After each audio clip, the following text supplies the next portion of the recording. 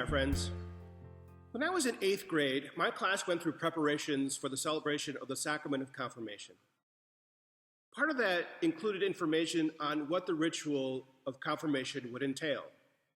And what I remembered most about that instruction was that after the bishop would anoint us with the sacred chrism, that he would slap us on the face as he said, "Peace be with you."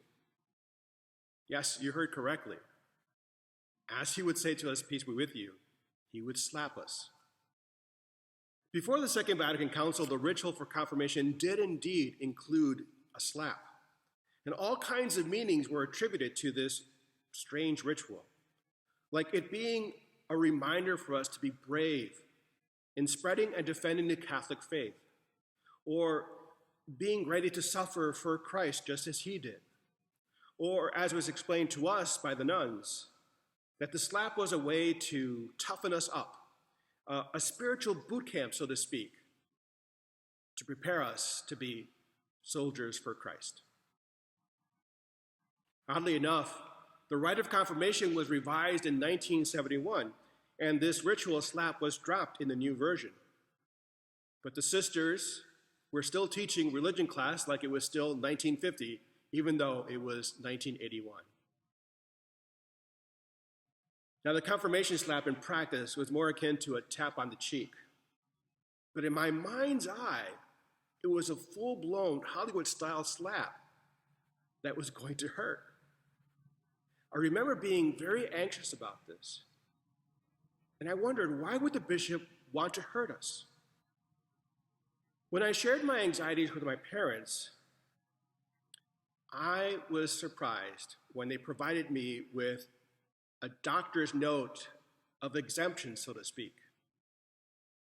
Unbeknownst to me at the time, I had already been confirmed as an infant in Mexico. It's an old tradition that is largely not observed anymore. So since confirmation can only be celebrated once, I was greatly relieved that I would escape that very thing that I had feared. But even though I already had my confirmation as an infant,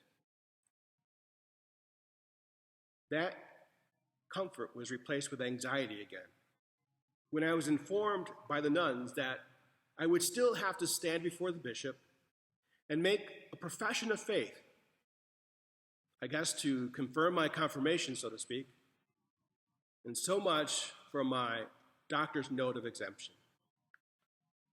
But isn't it crazy that for me, and I'm sure for many of my classmates, what was meant to be a special encounter with the Holy Spirit was at least associated with some kind of violence, regardless of the benign practice. It didn't make sense to me back then that religion and faith would be associated with violence. And it still doesn't make sense to me today, as some continue to make that association. These associations have become commonplace in some discussions and Catholic circles. On both the left and the right, people are taking extreme approaches, all in the name of faith, which unfortunately compromises the transmission of the true faith, especially when militant and violent words and actions are used.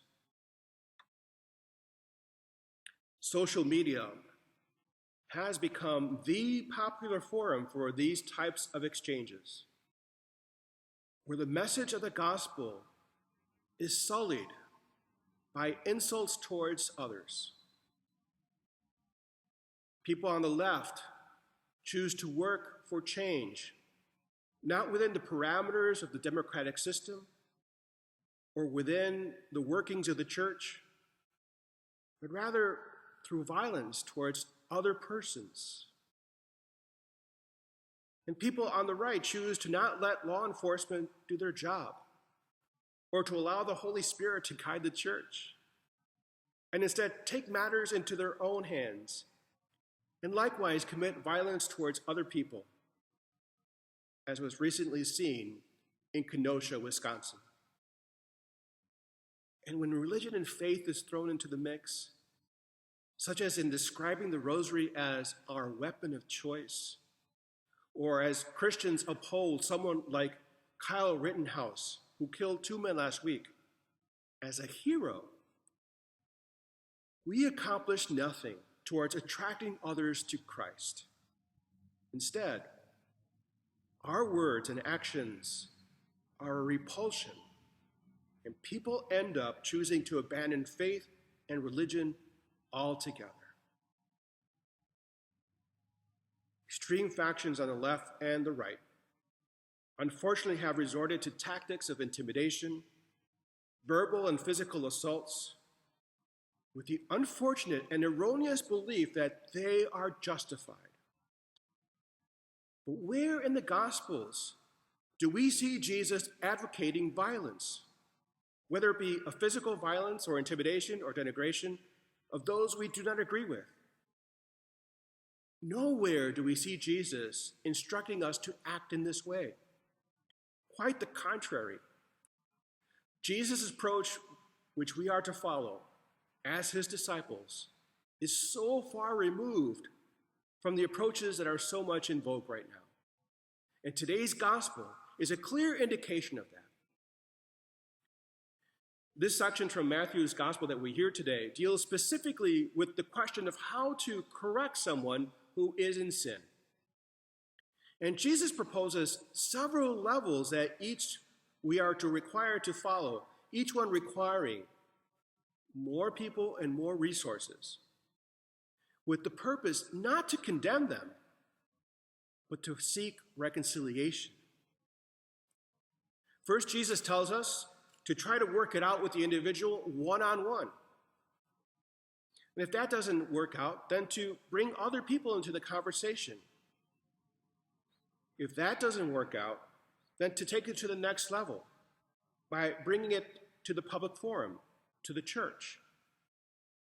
And if that doesn't work out, and only after doing all those things, only then does Jesus advise us to treat them as Gentiles or tax collectors. Here's how we're failing miserably these days at following Jesus' guidance here. So much of the polemics within our country and in our church are not dealt with one-on-one or within a small group. Rather, most things jump immediately to the level of the public forum. We bash the other on Facebook or Twitter for their viewpoints without ever first really sitting down with them, to talk with them, to try to understand where they're coming from, why they think the way they think, why they live their lives the way they live them. To try to understand where they're coming from. And without loving them for their attempt to be true to what they believe to be true, even though it may not be what the church teaches. But to love them because they believe that they are living truth. And then, only then, after listening, after trying to understand, and after loving them, to present to them, here is another way. Instead, no, we immediately jump to prosecution and sentencing without benefit of the trial that usually comes before that. Worse than anything is our starting point. We start off not so much with bringing about reconciliation, but we start off with condemnation. For those who feel justified in taking their extreme views and violent approaches because they think that the last part of Jesus' words today are a green light when he says, if he refuses to listen even to the church, then treat him as a Gentile or tax collector, there's this to consider. Throughout the Gospels, Jesus points out to the religious leaders of his time to the disciples and to us, that the Gentiles, the tax collectors, the prostitutes and adulterers, and great sinners, that they have shown great faith. That is to say, we cannot easily give up on them. Jesus didn't, neither should we. They are not expendable. Jesus went after the lost sheep.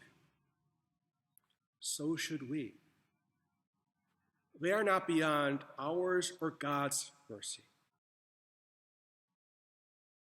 To help drive this message home, today's gospel is followed up by the parable of the unforgiving servant, which we will hear next weekend. It's the parable of someone who has been forgiven a huge debt, but failed to extend that same mercy to someone who owed him a mere fraction of what he had owed. The message is clear and unambiguous. If you want mercy from God, be merciful to others. If you exact justice from others, expect the same from God for yourselves. In the end, the bishop did not slap me or any of my classmates at confirmation. I'm thankful for that. Enough violence in the name of religion has already been committed throughout the ages. Lord knows we don't need any more. Whether it be a symbolic tap on the cheek at a sacramental celebration or a full-blown slap through harsh words on social media or violent actions on our streets.